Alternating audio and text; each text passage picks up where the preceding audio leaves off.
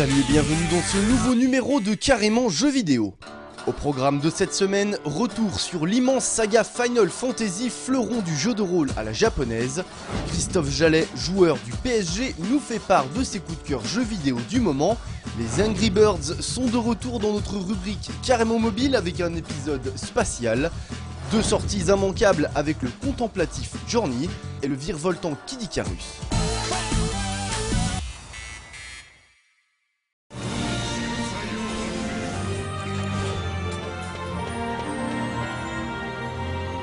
En 1987, le jeu de rôle sur console n'est pas encore un genre très en vogue, mais cette année-là voit la naissance sur la première console de Nintendo de ce qui deviendra l'un des plus grands phénomènes de toute l'histoire du jeu vidéo, Final Fantasy, et ses 92 millions de jeux vendus à travers le monde. Les trois premiers volets de la série connaîtront un succès qui ira crescendo, imposant un style qui n'aura de cesse de s'affirmer encore par la suite. C'est avec l'arrivée de la Super Nintendo que la série de l'éditeur Square connaîtra réellement son envol. Avec Final Fantasy IV, la série prend un tournant décisif en proposant pas moins de 12 protagonistes ballottés au cœur d'une histoire inoubliable aux forts accents de tragédie. La fantastique bande-son restera gravée dans les mémoires des joueurs de l'époque. Après un cinquième épisode un peu plus anecdotique, la saga Final Fantasy accueillera ce qui reste pour beaucoup de joueurs comme le meilleur chapitre de sa grande histoire, avec Final Fantasy VI, en abordant des thèmes comme les risques de l'industrialisation effrénée ou la quête d'identité, le tout développé au fil d'un scénario aux multiples embranchements dont aucun des protagonistes ne s'accapare la vedette. Ce sixième volet marquera l'histoire du jeu vidéo par son avant-gardisme. Mais jusqu'ici, la série est surtout connue au Japon et aux États-Unis. Il faudra attendre 1997 et la sortie de Final Fantasy VII sur la première PlayStation pour que le phénomène atteigne enfin l'Europe. Aujourd'hui encore, l'excellent 7ème épisode reste pour beaucoup de joueurs français leur meilleur souvenir au contact de cette saga.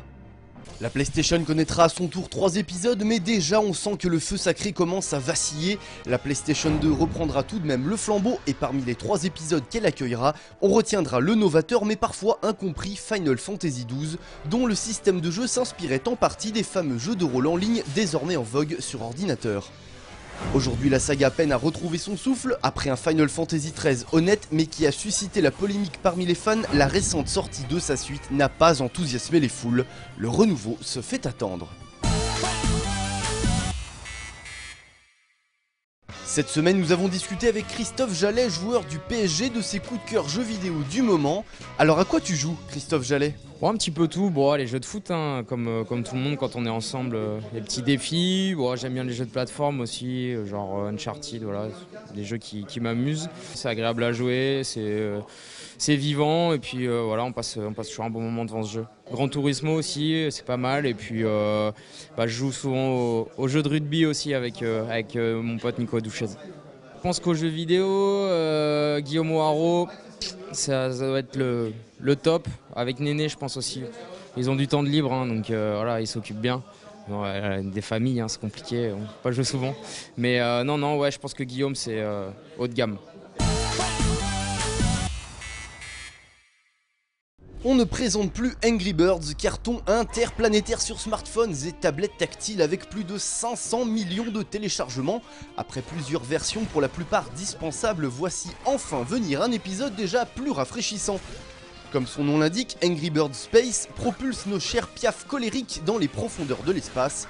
Un prétexte pour introduire une nouveauté intéressante, l'influence de l'attraction des corps célestes sur la trajectoire de nos amis emplumés.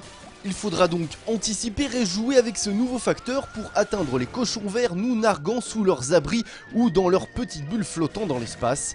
Bref, si vous êtes client de l'indémodable formule d'Angry Birds, cette nouvelle approche devrait vous captiver encore de nombreuses heures durant. On ne l'avait pas revu depuis des années, Pete, le héros de Kid Icarus, est de retour sur Nintendo 3DS, lui dont les dernières aventures remontent à 1991 sur la toute première Game Boy.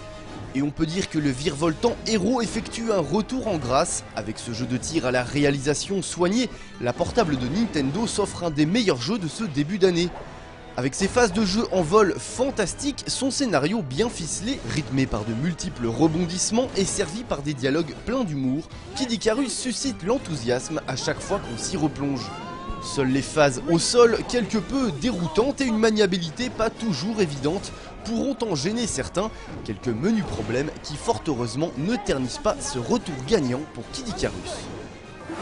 Disponible uniquement en téléchargement sur PlayStation 3, Journey fait partie de ces jeux avant-gardistes dont la préoccupation est tout à la fois ludique et esthétique, guidant un voyageur des dunes d'un vaste désert à la cime d'une mystérieuse montagne semblant l'appeler Raël. Le joueur est happé dans un périple d'une beauté rarement vue en jeu vidéo. Ici, pas de véritable obstacle à franchir puisque le plaisir éprouvé est plutôt de l'ordre de la sensation que du jeu à proprement parler. Un voyage d'à peine un peu plus de 2 heures, mais qu'on achève avec l'impérieuse envie d'y retourner. Les images parlent d'elles-mêmes, on vous laisse apprécier.